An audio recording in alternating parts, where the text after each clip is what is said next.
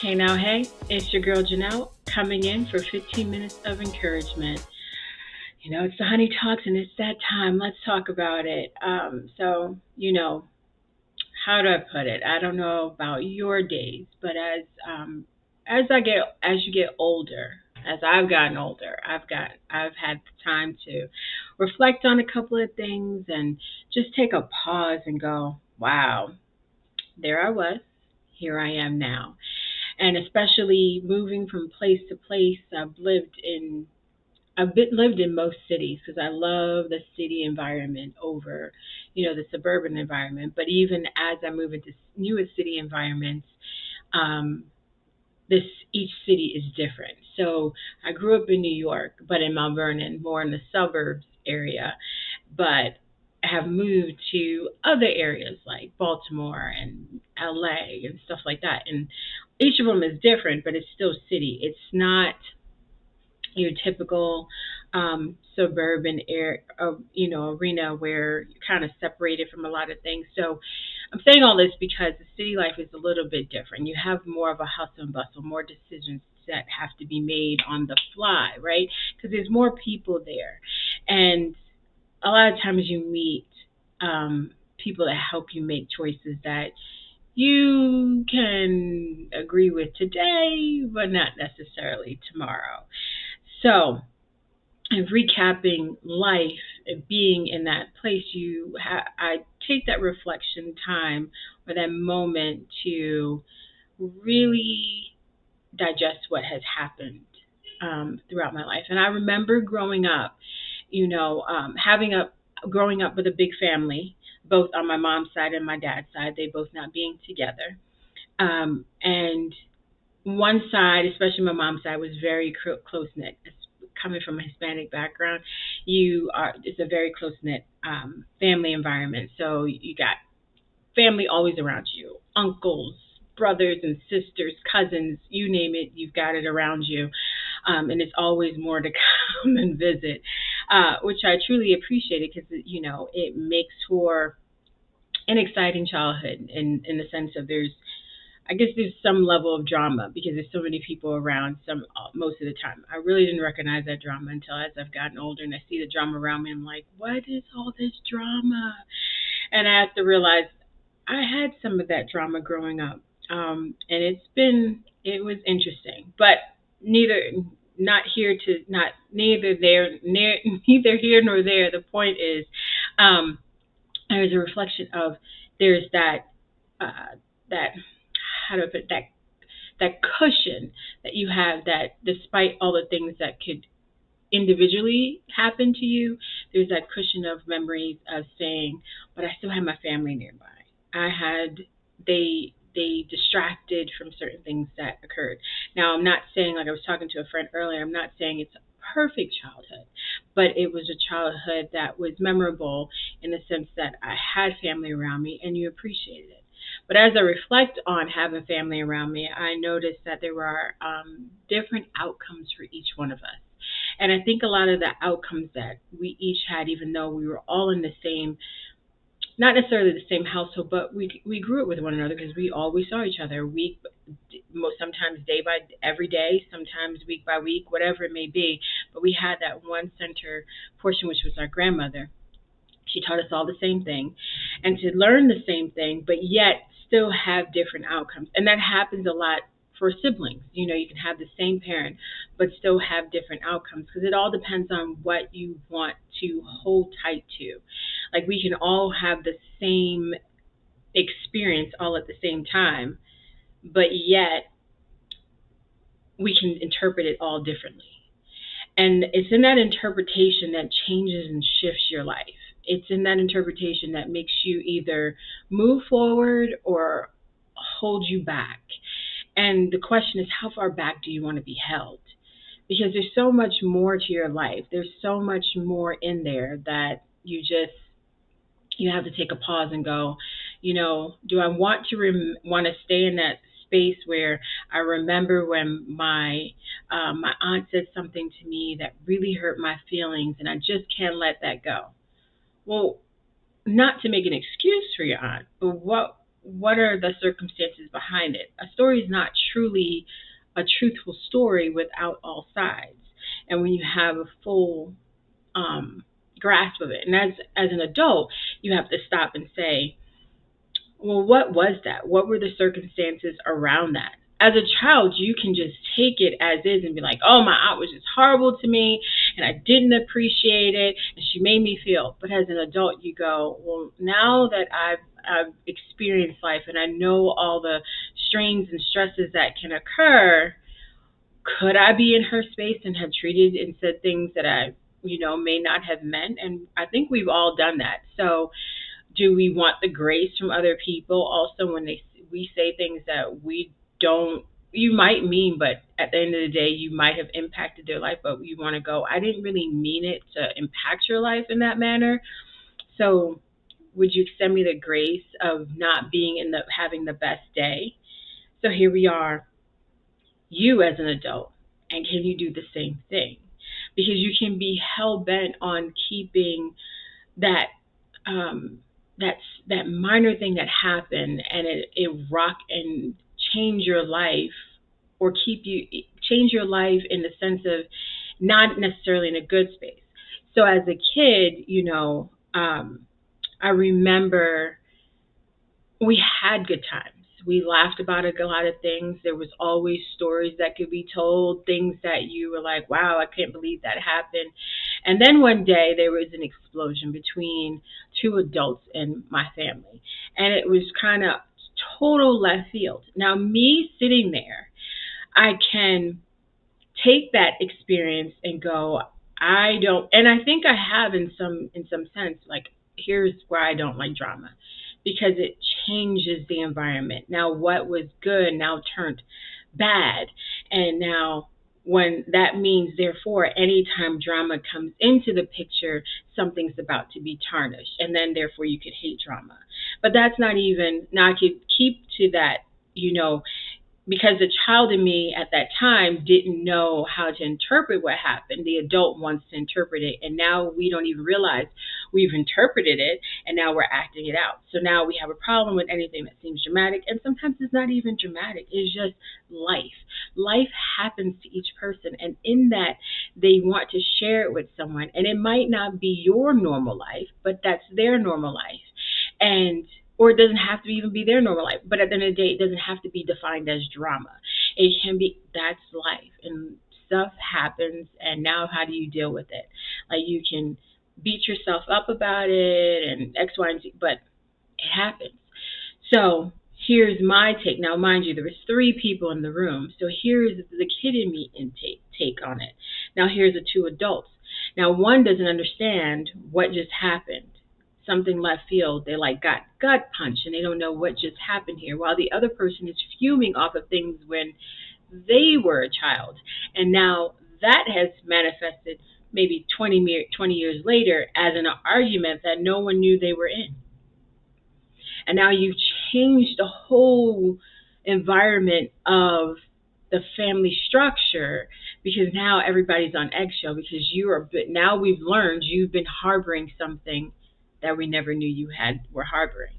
And it went from an incident in which you were told no, and instead of accepting that no, or knowing that there might be a better path, or whatever the reason was, what you got, whatever answer you got that you didn't like, and now you want to bring it up for discussion 20 years later, when the person, when they said it, they knew why they said it. Now they moved past it. But now you've got the problem that happens when we do things with unforgiveness and without grace, is that you dig in, because that's when pride sets in, and you dig into your position, because now there's an embarrassment that comes along that says, maybe I shouldn't have thought that way. And instead of just going, you know what, I apologize, let me rewind, you might have been right when I reflect on it. But no, what ends up happening a lot of times, what we're walking around with, is a chip on the shoulder of offense, and now I got to dig into that offense, and now I've got to justify why I decided to feel that way, and why I want to keep my opinion, and why I feel like I've been wronged. And now this justification now causes you to make decisions that don't necessarily benefit your future.